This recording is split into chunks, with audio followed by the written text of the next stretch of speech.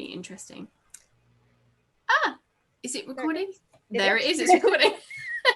Hi, I'm Hannah. I'm going to be doing an interview with V.S Holmes, and we're going to be talking about their latest book. Well, I say latest, a really cool sci-fi / archaeology book that they've written called Travelers. And I also read not long ago the novella prequel, sort of, called Disciples. And I did a review on it. Go check it out on my blog. But right now I'm going to be talking with V.S Holmes about their book. And about the whole sort of world that they've been in archaeology. And I think that's so cool, by the way. I'm just like, that is amazing that you have an archaeology degree, PhD, or... No, I'm not built for academics, unlike Nell. No, I mostly just have a bachelor's degree, but I have been considering going back to school, but I'm not sure exactly what avenue to take yet. So no, well, a bachelor degree I've done, I'm just trying to think, I did a foundation degree and a bachelor's, and I think, you know, they're really actually quite hard to do, because, you know, the level of work that's needed, so I wouldn't even want to comprehend a PhD. My friend is getting her master's right now, and I mean she's brilliant. She's like brilliantly smart and super driven, and just like seeing her, you know, struggle, not struggle deeply, but, you know, just normal academic stuff. I'm like, yeah, that's later. That's not for me right now. Yeah, no, I completely agree. I think when I read this, you know, there's so much knowledge in Travelers that you've actually incorporated into the book about archaeology. And I was like, I'm learning something. This is amazing. and it stuck with me, you know. I remember I do remember the names of the things that you find that you record, but right now, because I'm thinking too much, I can't think about the names that you use, the terminology. But no, I thought it was absolutely brilliant. I absolutely loved it. So thank you for sharing that with me. Well, thanks for reading it. No, it's absolutely fine. I have been recommending it to people because I do think it's a fantastic read. It's got a perfect mix of sci-fi with, as I wrote in my blog, I thought that the mix of sci-fi, which is quite a sterile environment, and the mix of archaeology, which is quite gritty, earthy, I thought the mix of it was really cool. Yeah. Anyway, right, let's start. So my first question for you, where did your writing journey begin? Well, I think like most writers, you know, I started writing when I was like very, very wee. Yeah. You know, my first book, technically, I found it the other day when my mom and I were going through some old things. It was something about a fish, and it was like Greenie the fish or something. It's, you know, 6-page wonder. But no, my first like technically completed book, which thank God will never see the light of day, was when I was about, you know, 7 or 8. And my debut novel, Smoke and Rain, was actually one of my first like professional forays into actually writing and publishing. And I started that when I was about 12, which again, most of it has been changed. Yeah. I started very, very small. You know, I didn't have a whole lot of friends or community. Most of my parents' friends were, you know, they had children who were much older. And so I didn't really have a lot of peers. So a lot of my world and friends was in my imagination and the ones that I was creating. Oh, that's lovely. That's a really nice way of describing it, though. It's like, yes, you may not have had like me. I was a little bit of a loner as well. But having an imagination is so rich and diverse in itself.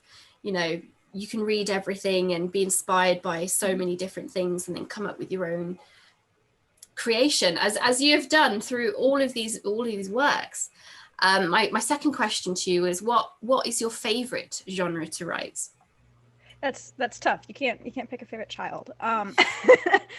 But I think writing fantasy comes easier to me, more natural to me in some ways, partially because a lot of what I was reading at a much younger age, you know, like the Hobbit and whatnot, those were fantasy worlds, and also you make up more of the rules than you do with a lot of like hard sci-fi. You know, there's rules that are based in our world, so there's a little bit less research to some extent. Yeah, I think fantasy comes more naturally to me. okay. But I've found it's easier to find my voice when writing science fiction. Yeah, that's sort of a duality there. I'm not sure exactly what my favorite is, but definitely obviously speculative fiction. yeah. I guess with fiction, it's easier to write than non-fiction because you can just make it up as you go along. So it's the theory. But with fantasy, you really can just create a whole nother world, can't you? And I guess the same with sci-fi, but I think I was just thinking about this the other day, and when I read Disciples, I was reflecting about all the terminology you use, and I thought, this sounds legit. And it, and I think I respected that piece of work so much because I felt like maybe there might have to be a little bit more research than, a normal fantasy, because people are so technologically advanced now, and they have a good understanding of things. I mean, this is an off the chart question, but did you have to do much research, or did you just literally create things as you went for that? A little bit of both. I would create the ideas that I wanted. Some of the concepts like the electro suits and the senticomps, which in the later books we get to see more of them. The people who pilot the ships, and so those ideas I just sort of pulled out of nowhere. But a lot of the like how they worked was, there's a lot more research put into that. I'm a wicked nerd, and my background's in science, not just in archaeology, but my degree's in biology. So I understood some of the physics and some of the human processes that have to happen.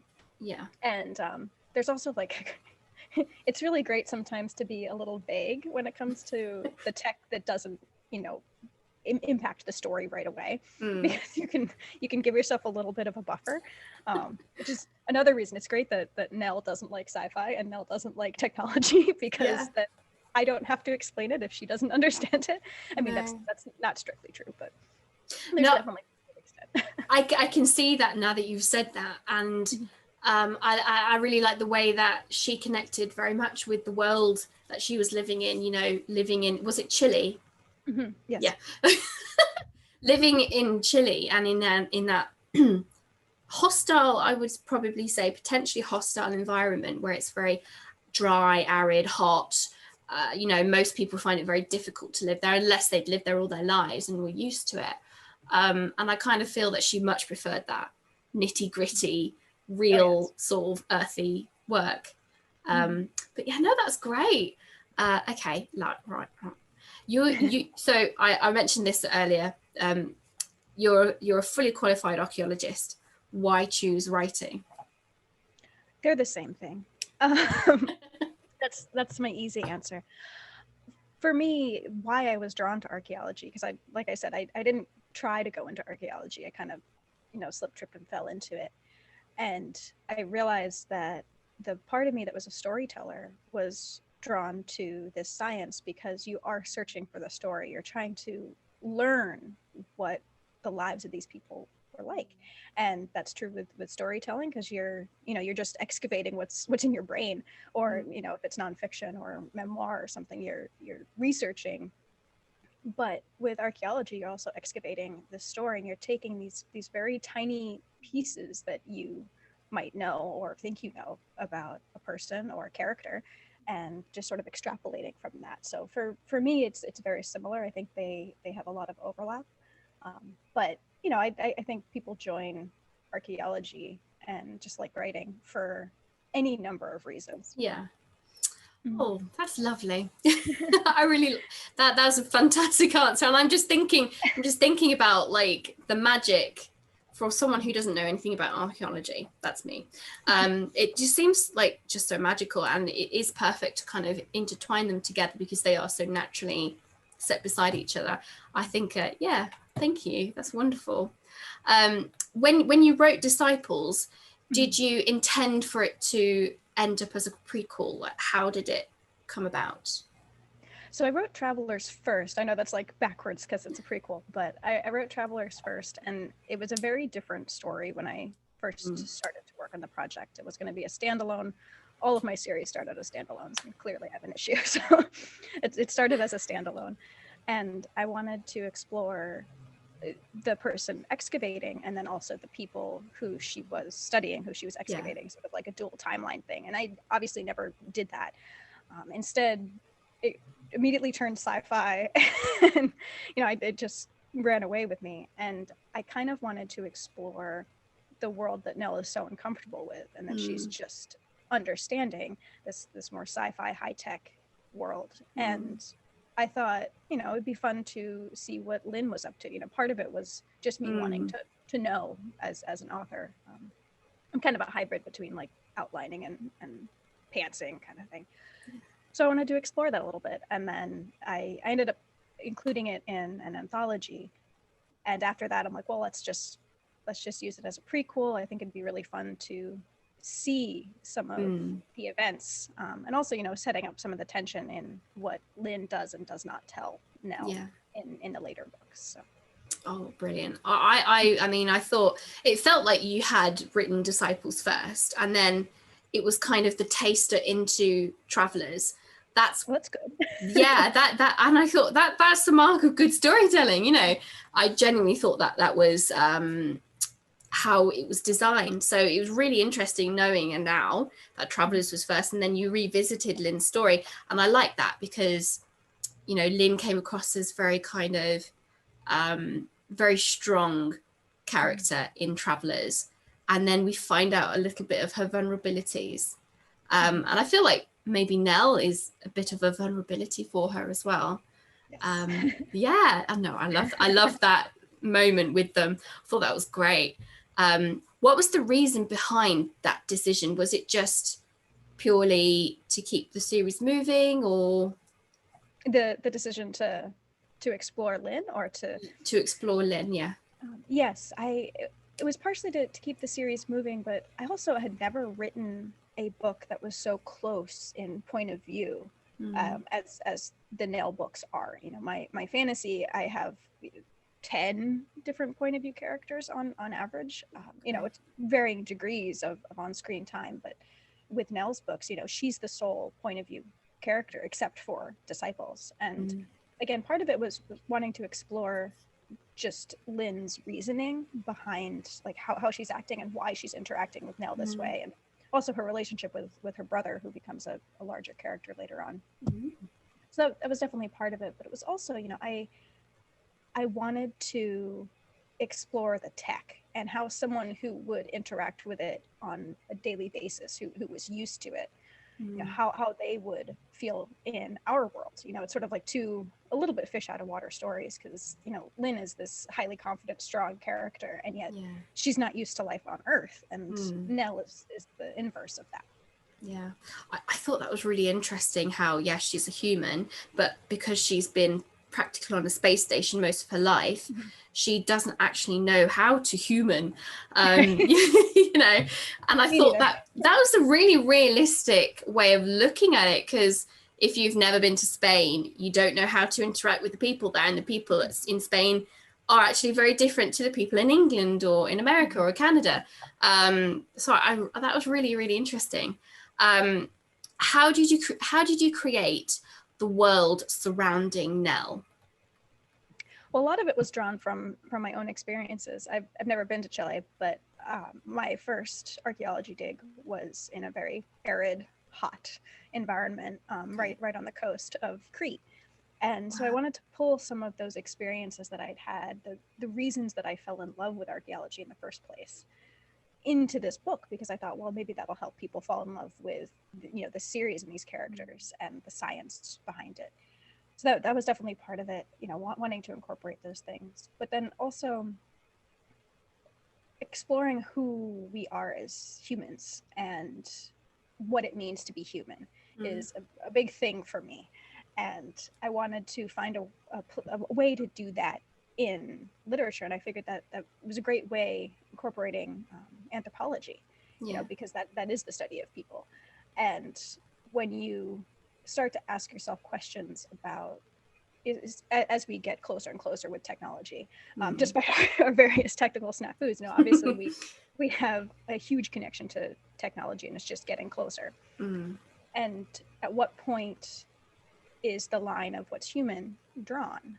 And that was something I really wanted to explore as well. So sort of balancing this, integrated tech human side of things, and then with this very gritty side, that was definitely something that I wanted to explore.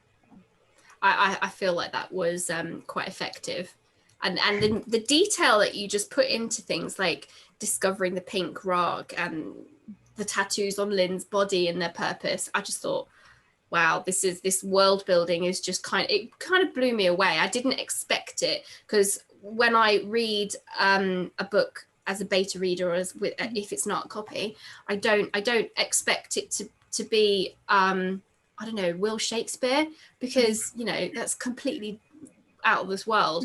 But it was absolutely phenomenal. So yeah, sorry, I'm gushing. Let's move on. Oh gosh, sorry, I don't mean to embarrass you. Okay, what other authors? What other authors or professionals have inspired your writing? Oof, that's tough. So I definitely really enjoy lyrical writing, and writing that is, where the language itself is as much a set piece as the actual set pieces and characters.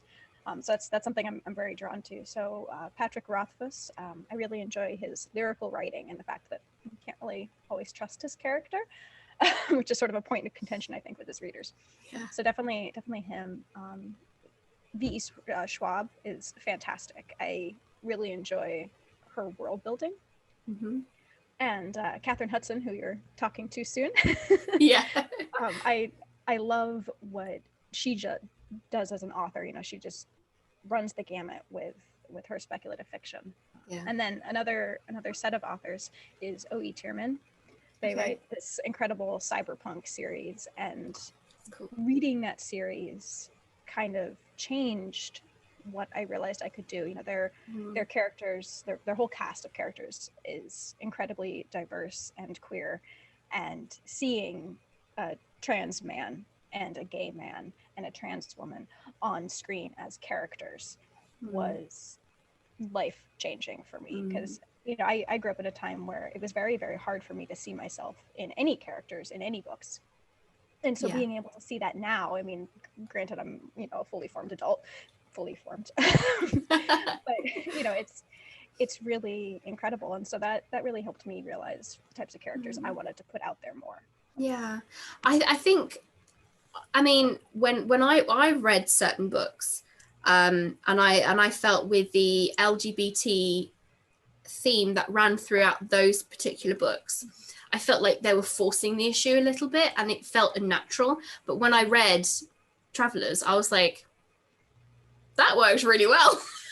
I really liked it. And I thought I would like to see more of this relationship between them. I mean, obviously not everybody has to be in a relationship, but there's also that complexity between their relationship that they've got, Nell and Lynn. There's something mysterious about it. There's something complex about it, which I thought was intriguing. And I think you're absolutely spot on when you say that, that when, I mean, I'm in my 30s, and there wasn't, I mean, other than indie fiction, I don't know of any mainstream author who's written about a gay man or a gay woman or trans or, whoever. And it's a real shame, because if anything, I've read things by particular authors who we shan't name, where, you know what I mean? Yeah.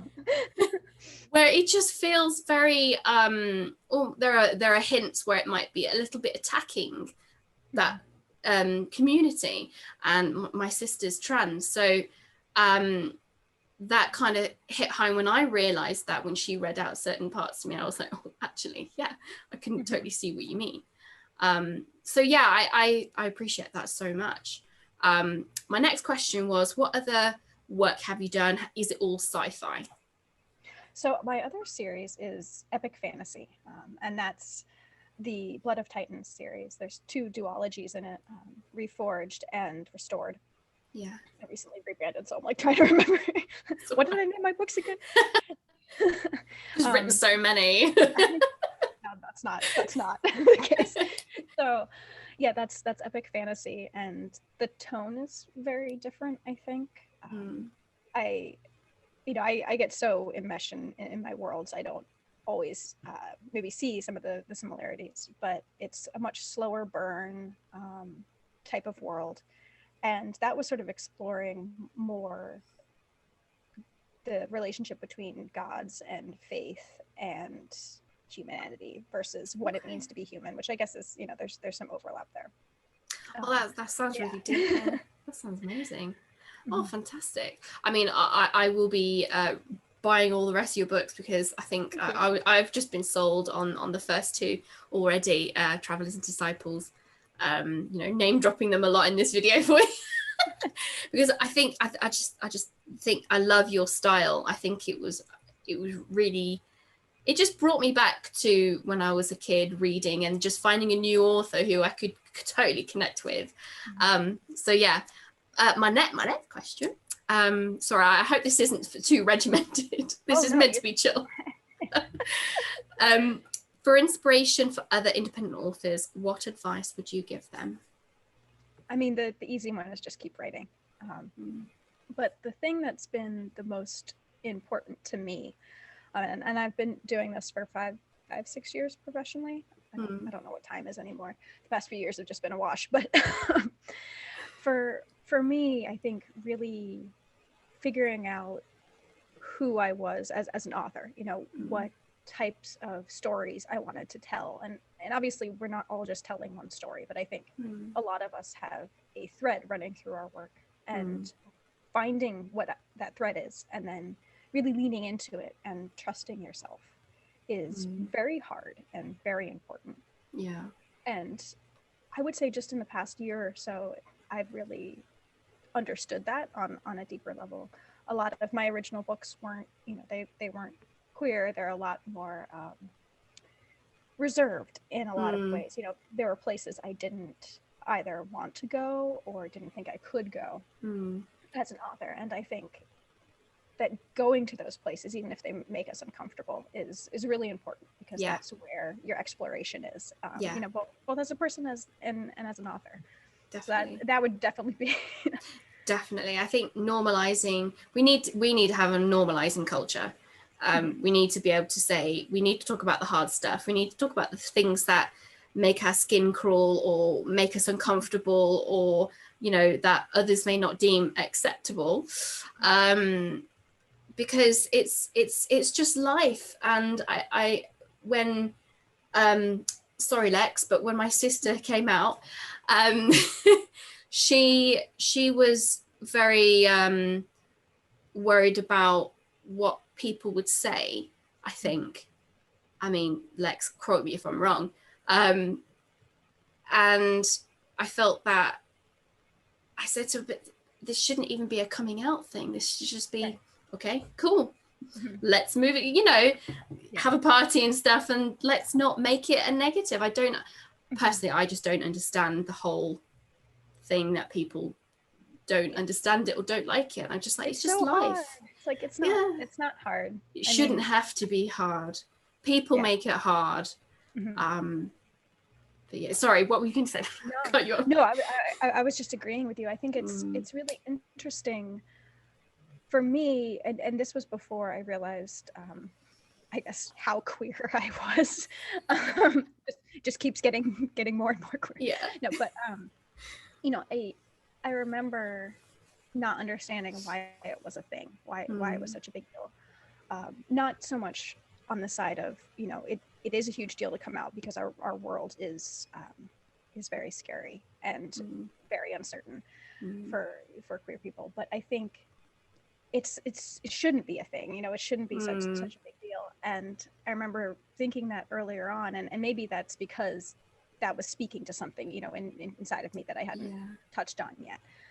But it's just so important. And I think just sort of going back to writing those types of characters, seeing ourselves in fiction, the more we see people exploring those stories, whether it's a coming out story or just like what I call casually queer, you know, just the person happens to be like Nell, she happens to be a lesbian.